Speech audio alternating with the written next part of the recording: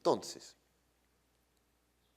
es fundamental el mito, porque antes de que nosotros naciéramos, todo es un mito.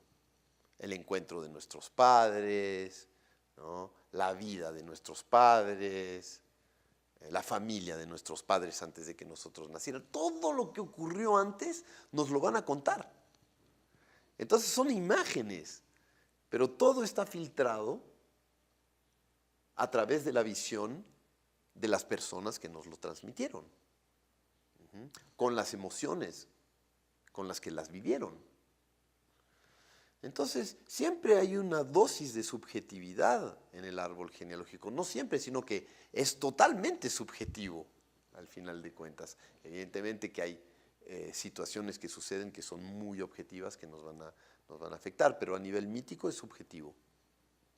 Entonces, uno puede hacer todo un trabajo sobre el mito, es decir, que no dejarse, es decir, que no aceptar que están los malos malos y los buenos buenos.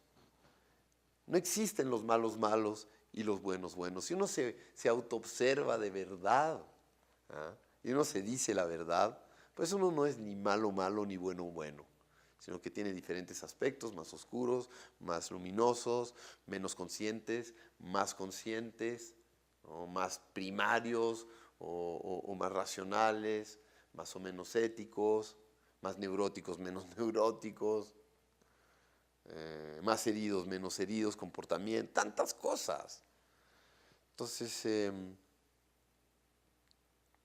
como es un mito, uno puede trabajar sobre los mitos también.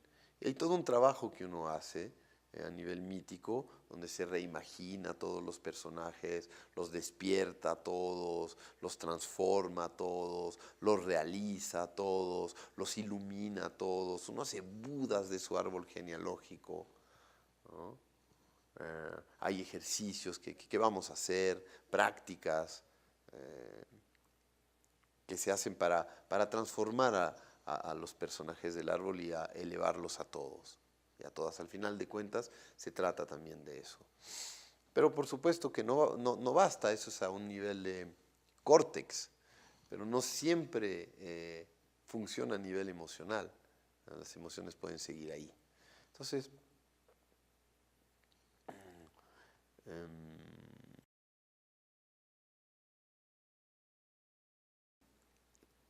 ese es el árbol mítico.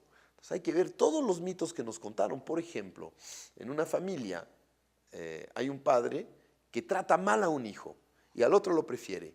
El hijo que es martirizado le va a contar a sus hijos que su padre es un verdugo, ¿no? Y les va a transmitir un padre negativo. Entonces ese padre negativo va a entrar en la mente colectiva y se va a convertir en un modelo. O vamos a hacer lo contrario que él, o vamos a hacer lo mismo que él.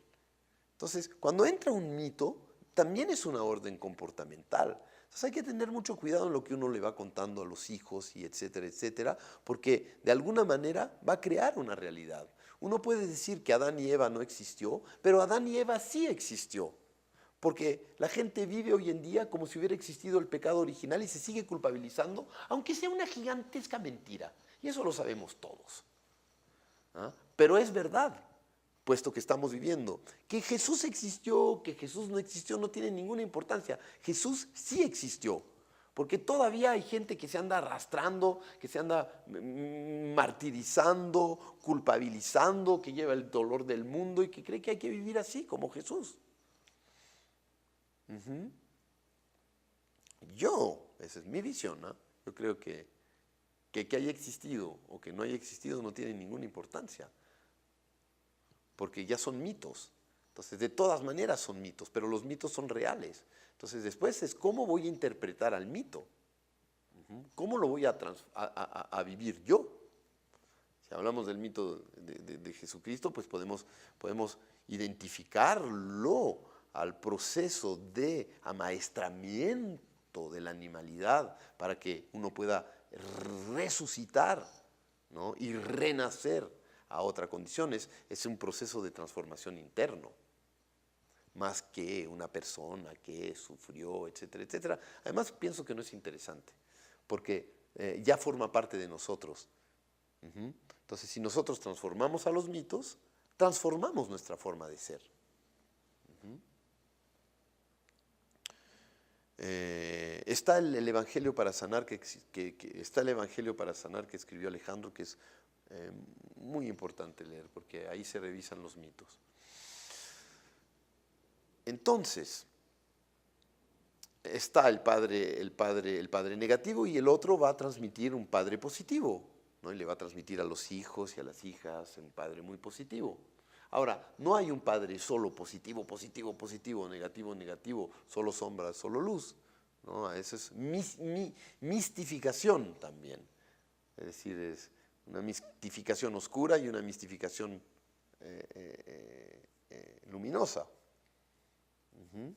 Entonces, cuando es la abuela santa, el abuelo santo, etcétera, etcétera, es también una mistificación y hay que tener cuidado, ¿eh? Porque eso puede esconder una sombra. Entonces, el trabajo sobre el árbol es ir a desterrar los mitos y poco a poco ir a buscar la verdad. Por ejemplo, en mi familia, Jaime, que es el padre de mi padre, a mí me lo pintaron como si fuera un monstruo. Entonces yo tuve que ir a hacer mi búsqueda. Fui a Chile, interrogué a gente y encontré a gente que hablaba de Jaime increíble, que hablaba de él realmente como una buena persona y que no era ese ogro oscuro, negro, torturador. Además, como yo nací el mismo día que Jaime, tuve que hacer mi trabajo porque yo estaba incorporando al Jaime oscuro. Entonces tuve que ir a hacer mi trabajo y me di cuenta, y eso está escrito en mi libro El collar del tigre, me di cuenta que no, que tenía sentimientos y que era, se había comportado así dentro de su familia, pero que fuera de su familia era otra persona. Entonces, a veces uno pinta a los padres, ¿no? De negro y pues porque uno tuvo una relación con ellos, pero fuera de la relación que ellos tuvieron con nosotros, son otro tipo de personas también, son seres humanos y tienen sentimientos. Entonces el trabajo que uno hace con el árbol es desmistificar, ujú, y, y poner las cosas en su lugar en la medida de lo posible. Ser conscientes que son mitos. Entonces también ver lo que uno está repitiendo a nivel mítico y a quién está copiando. Ujú.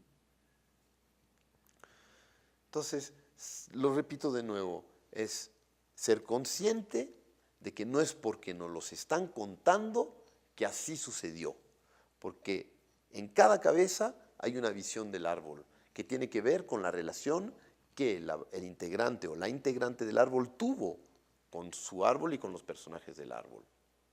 Entonces, por eso que hay que ver varias versiones. Es decir, ¿quién es esta? ¿Cómo? No sé, le preguntas a la abuela, cuéntame, háblame del abuelo, entonces te va a contar la abuela. Entonces le preguntas a la tía, háblame del abuelo, le personas a este, y le vas preguntando a diferentes personas. Ese es como el trabajo que uno hace de detective. Va y le pregunta a uno, al otro, a la otra, para sacar conclusiones y darse cuenta que no es ni de una ni de otra manera. Entonces uno poco a poco va como construyendo al arquetipo.